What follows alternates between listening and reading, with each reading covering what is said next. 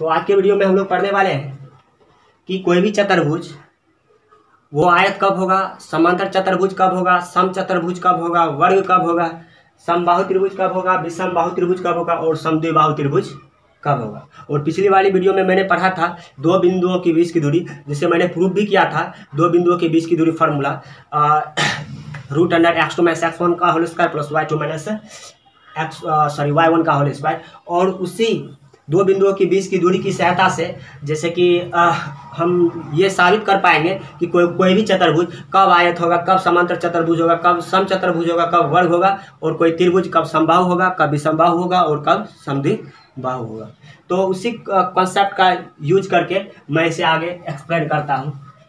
तो ध्यान दीजिए, सबसे पहले आप समझ लीजिए, उसके बाद एक एक करके टोटल लिखा दूंगा। जिस चतुर्भुज का आमने सामने भुजा बराबर हो, मतलब ये बराबर ये और ये बराबर ये, मतलब जिस चतुर्भुज का आमने सामने भुजा बराबर हो तथा विकर्ण भी बराबर हो वो आयत होगा।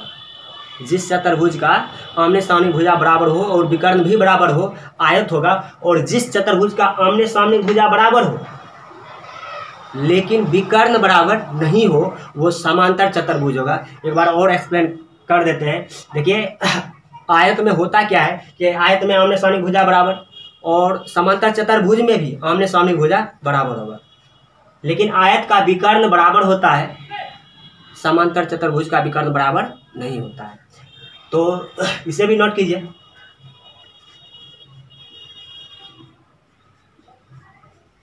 जिस चतुर्भुज में आमने सामने भुजा बराबर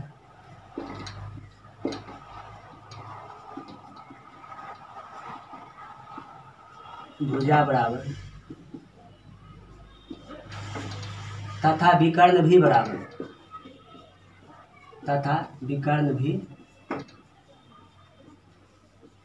बराबर हो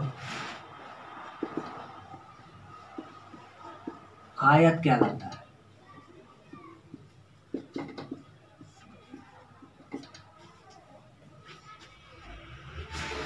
एग्जाम्पल हम आप फिगर द्वारा देख सकते हैं।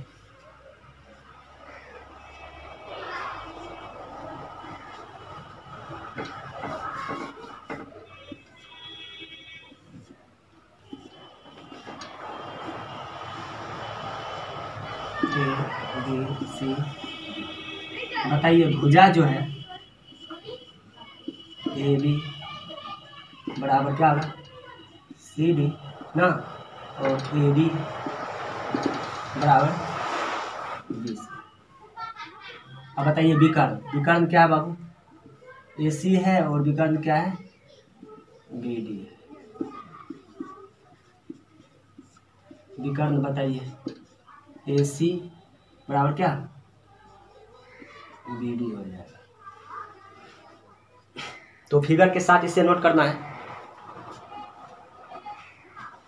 अब देखिए दूसरा पॉइंट देखिए, जिस चतुर्भुज में आमने सामने की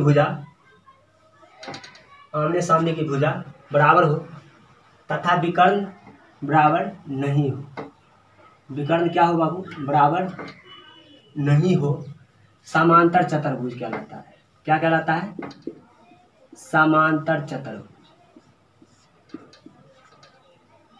ठीक है, इसे भी एग्जांपल द्वारा समझना है।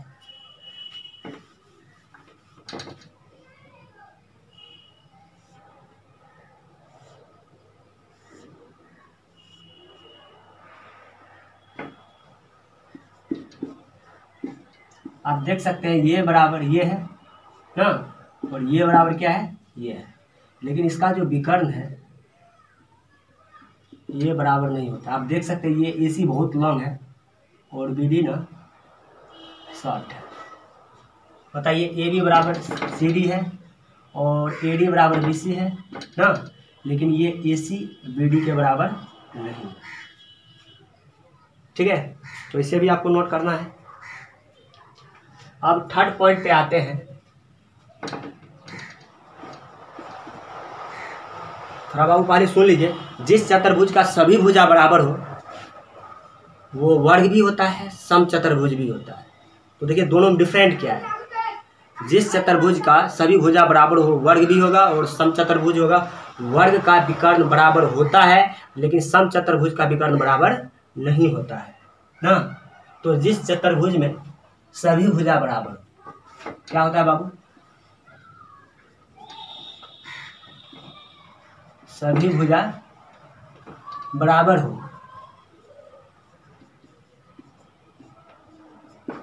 बराबर हो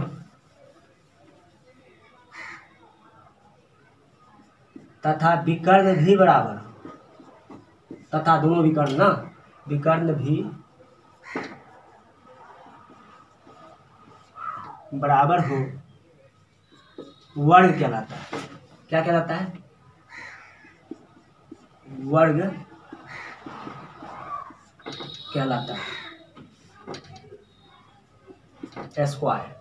और इससे पहले क्या था बाबू, पैरेललोग्राम था और रेक्टेंगुलर था, ठीक है।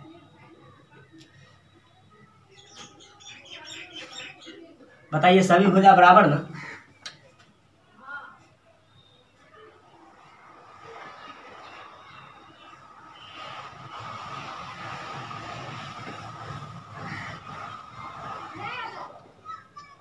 ए बी सी डी सबका सब भुजा बराबर होगा, अर्थात ए बी बराबर बी सी बराबर सी डी बराबर क्या A B.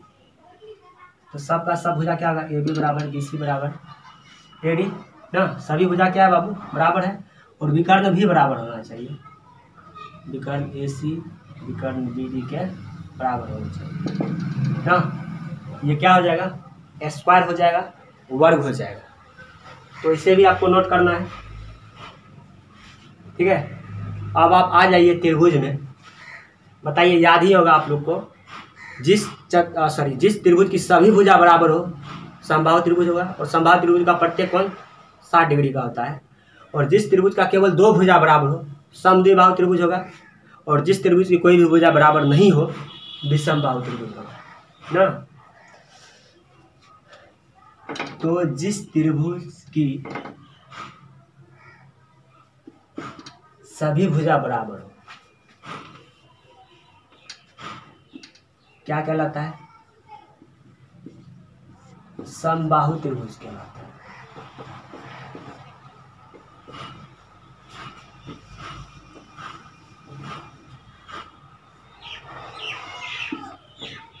A B C अर्थात ए बी बराबर बी सी बराबर ए सी, ए बी बी सी सी है या ए सी ना। और एक पॉइंट और लिख लीजिएगा, कोण भी बराबर होता है ना, कोण ए बराबर कोण बी बराबर कोण सी बराबर क्या 60 डिग्री। तो इसे भी नोट करना है। अब आ जाइए आप समद्विबाहु त्रिभुज में, जिस त्रिभुज की केवल 2 भुजा बराबर, जिस त्रिभुज की केवल 2 भुजा बराबर हो समद्विबाहु त्रिभुज कहलाता है। क्या कहलाता है बाबू,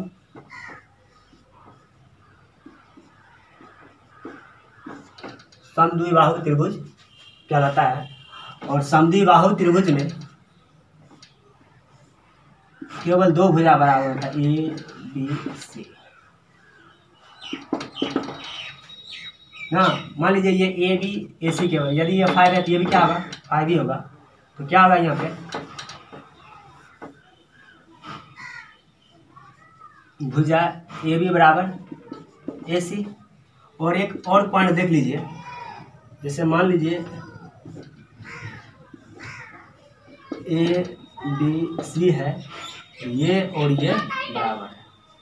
तो बताइए क्या है बाबू, भुजा ए बी बराबर क्या है ए सी है, और ये बीच का एंगल 90 डिग्री है। तो थोड़ा गौर करने वाली बात है, ये समद्विबाहु त्रिभुज तो है ही, लेकिन जो समकोण बनाने वाली भुजा है ए बी और बी सी वो भी बराबर है। तो इस केस में इसे बोला जाता है समद्विबाहु समकोण त्रिभुज। समद्विबाहु समकोण त्रिभुज क्या बोला जाता है बाबू, समद्विबाहु समकोण त्रिभुज, समद्विबाहु समकोण त्रिभुज, ठीक है। तो आप देखिए इसका एप्लीकेशन कैसे कीजिएगा। बताइए, आपको ये चतुर्भुज दिया हुआ रहेगा ABCD, ठीक है।